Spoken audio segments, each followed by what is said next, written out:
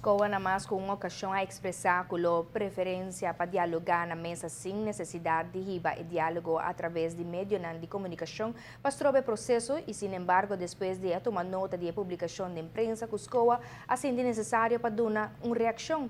Apesar que o ministro sonha a possibilidade para riba Scoa corte, Scoa expressar de uma carta de 17 de março de 2015, na ministro coeta queda disposto para sentar na mesa e dialogar para chegar na palabração concreto.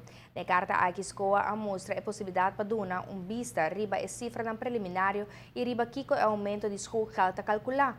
Essa aqui para eliminar a impressão errônea que Scoa lo nota dispone de cifra na atual, como também impressão que Scoa lota pede mais com o qual que tem ser para cobrir gasto de enseñanza. Escola de Scoa igual que toda outra escola na Aruba, incluindo escola público, ta cobra school health para cobrir gasto de enseñanza para a ano escolar correspondiente. Durante os 4 anos largos, Scoa não aumenta a school health.